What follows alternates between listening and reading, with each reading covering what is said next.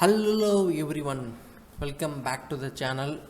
So we'll be looking into the social influence and persuasion in this lecture.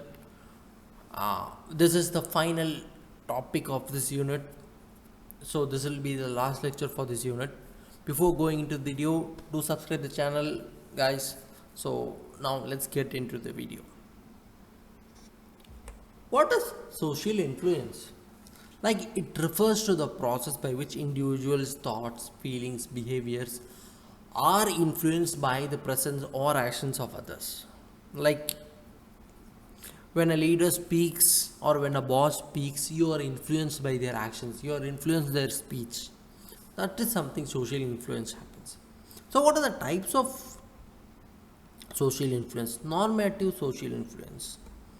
First one, normative social influence. Actually, we in this type we conform to the social norms about we do or what should we do in particular social context. Like we should know that normative social influence is more for society, not for private. Okay, for example, we can say a man can offer a lady a seat in the bus in a public transport because of the existing norms, but the same man can have different attitude towards his wife, where the patriarchal and regressive attitude is reflected in his actions. So that is normative social influence. Next, coming on to this informational social influence, like it is defined as the change in opinions or behaviors that occurs when we conform to the people whom we believe have accurate information. Like climate change reports by various organizations have influenced the governments of multiple stages to change their attitudes towards the excessive use of fossil fuels and pushing more towards the renewable energy resources. That is the information social influence. This particularly does not majorly apply for private life but applies for the public society. These are the types. Coming on to the next, now let's look into the principles. Reciprocity, like people tend to give back what they receive, like exchanging smiles when two people meet each other. That is something. Greeting meet each other. That's something reciprocity. Consistency, like people try to be consistent to their previous actions, opinions, assertions. Like Virat Kohli's dedication to fitness and hard work on field inspires other cricketers too. Social proof, like people often decide what to do by looking at what others have done on similar occasions. That influences liking. People are often influenced by those they like. Like if they see their leader or celebrity or an influencer who picks up the litter and throws it in the dustbin, the followers also might tend to do so. That's something they liking. Authority, like people with legitimate power authority tend to influence other. It might be like role models, charismatic personalities. That's why these major brands use big celebrities to influence their products, to influence the people and make them buy their products. That's why they use the celebrities. Scarcity, like items and opportunities become more desirable when they are less accessible, like vehicles, limited edition, last week for sale. These all are clearance sale. These all have scarcity and it brings in more people. Imitation, we copy what others do, especially when we are unsure. People will be more open to things they see others doing.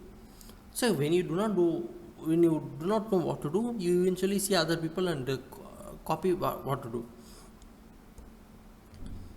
Next one, moving on to the next topic, we'll be looking into the different ways individuals respond to social influence. Compliance, like public agreement without conviction. Okay, it's something like, okay, you're saying this, okay, I like this, without any thinking.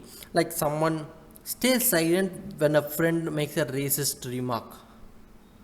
That's something complying with that remarks. Next one is identification. adopting behavior to mimic someone admired. Like a young fan drinks brand endorsed by their favorite athlete. That's identification. Internalization. Next one. Aligning with someone due to shared beliefs. Like two friends expressing their racist views together. That is internalization, and it's aligning with someone due to their shared beliefs.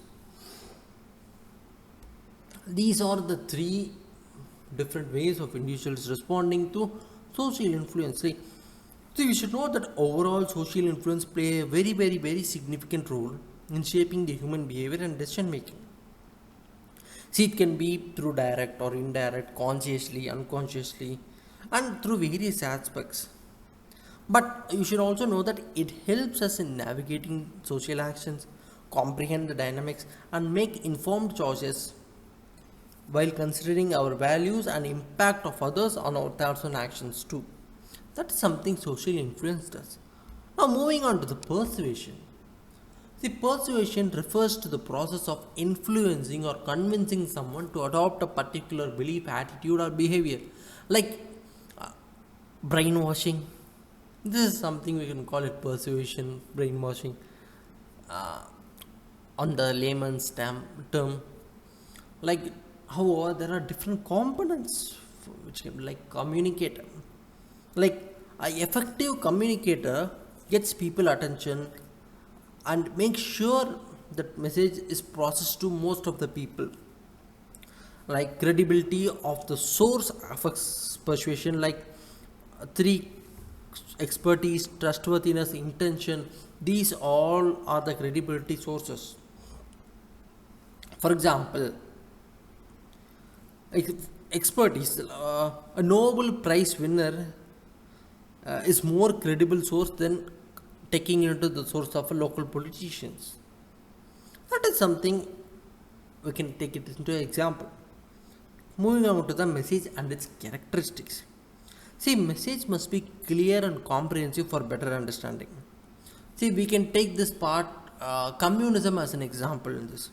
Like, their message was clear: redistribution of wealth to make every poor equal in society, and therefore it garnered massive support. That is something. The message was clear and its characteristics was clear. Now, what we can do other ways, like intensity of arguments, like strong arguments with proper data, statistics, are more persuasive. Then sometimes you have to increase the number of channels, like communicating, which can be used for communicating, like radio, TVs, newspapers, pamphlets. Like for example, the message of Swachh Bharat Abhiyan was delivered through different forms, like written form, posters, pictures, radio, video channels, everything. That's something, the message and its characteristics are said. Next one is target audience. See, we have the characteristics of the people or group to whom the message is going to be delivered should, and it's a very important determinant of effectiveness. See, audience that is highly motivated and are able to process the information are more likely to be persuaded, which can be provided through strong arguments, and we can able to persuade them to change their opinion. And yes, however, like their intellectual level, like people with lower intelligence are generally easier to get persuaded, and are more susceptible to persuasive communications. Age, again, the younger the target audience, the greater the likelihood of their persuasion. And we should also know that gender is also an important factor in persuasion. Next one is the means of communication, or it can be also called as methods of persuasion. See, this was given by Aristotle, three different ways, like ethos, pathos, and logos. See, um, ethos refers to ethical appeal of the communicator himself.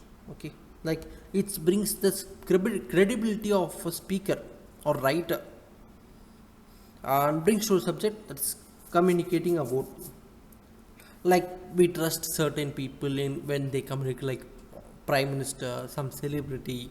So when they communicate, we trust them. Next one is the pathos. It's something like they use the emotion in debate or argument, like showing visual advertisements, like visual arguments, like advertisements and many online videos.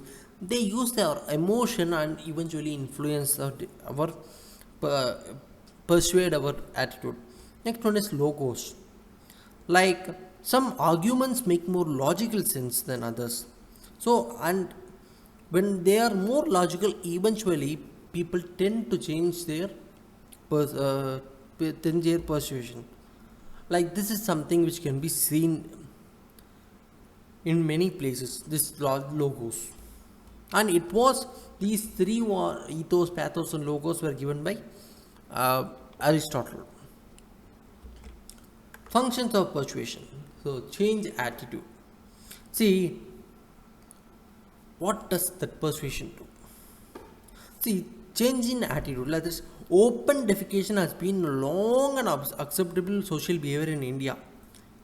But a great deal of investment into advertisement, social media campaigns with subsidy for toilet, brought such as Swachh Bharat Abhiyan, persuaded the people to change their attitude.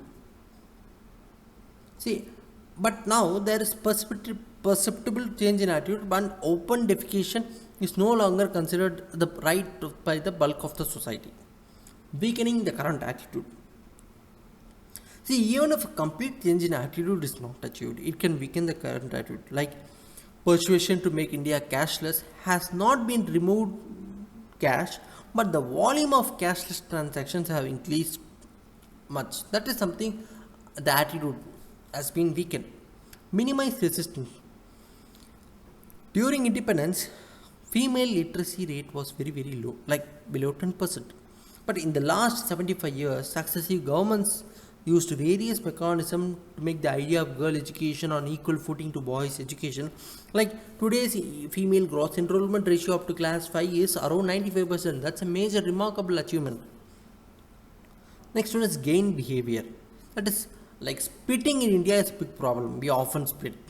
But in the urban metro systems, particularly, it there is a threefold strategy to avoid this menace. Like they impose heavy fine, they clean frequently, and there are no dustbins in the platform area. So this is something which persuades the people um,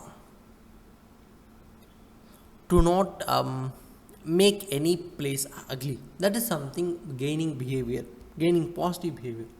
What are the ethical consideration of persuasion? Respect for autonomy. See, it should respect the autonomy and free will of the individuals. It's like it should not be forced, or deceptive tactics should not be used. Or like against the will, against the opinion, no. Honesty and transparency. See, it requires honesty and transparency with proper information on arguments, like providing accurate data, reliable information, can deceive and manipulate and persuade others to change their opinion.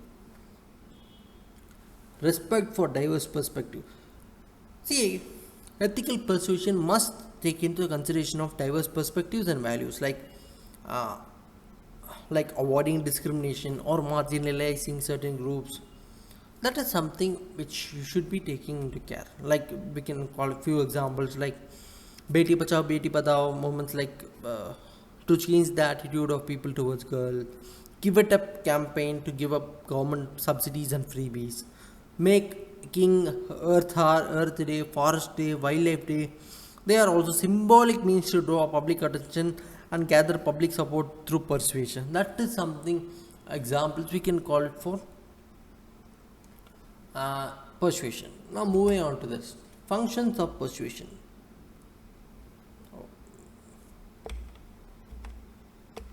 We dealt with functions of persuasion. Now we'll be looking into how to make a persuasion very effective. Knowing your audience, like See, when you know our audience, like you can tailor or she research the speech or arguments depending upon their audience, depending upon the audience, like so that it reaches them properly. Like young people, if they have proper visually shown, like they can eventually get persuaded. Credibility, building trust and credibility by presenting as knowledgeable and reliable, like by using evidence, facts, expert opinions. These can all make the persuasion effective. Addressing the counter argument. See, when arguments are put, eventually counter arguments come. So when you address that, it anticipates the concerns of your audience and provide evidence which can eventually persuade the audience opinions and bring in more people towards you. Utilize visual ads like charts, graphics, graphs, infographics. These all can enhance your persuasive message. Like it simplifies the complex message. That's what the infographics or charts do, which makes more data more accessible and creates a visual impact that supports your arguments. That is something we can do. However, how to resist the persuasion? Attitude inoculation. Like just like a weak person who has been exposed to a weak virus becomes resistant to the disease, a person who has been exposed to counter argument develops resistance to persuasion. This is something which we must forewarn. Like when a person is warned before attending a meeting or attending a group meeting, like it will be that they will be persuaded, like eventually they can get uh, idea that they can tackle it. Boomerang effect. Like when a person develops a psychological reactance towards an attitude object, an attempt of persuasion is countered with an equally strong response. Um, like during the COVID-19 pandemic, medical staff were assaulted by the people as they had developed negative attitude towards the disease treatment. That is something which happens. Next one is stockpile. See, a healthy person who is well read and equipped with cognitive and social resources is able to resist persuasion better because he knows the facts, he knows the ideas. So why should you get persuaded? That is something stockpile says about. So in this lecture particularly we dealt with social influence and persuasion, guys. Hope you are clear with our topics. Do comment your doubts after the lecture and we will clear your doubts with the reply. So keep subscribing, guys, and support the channel. Thank you.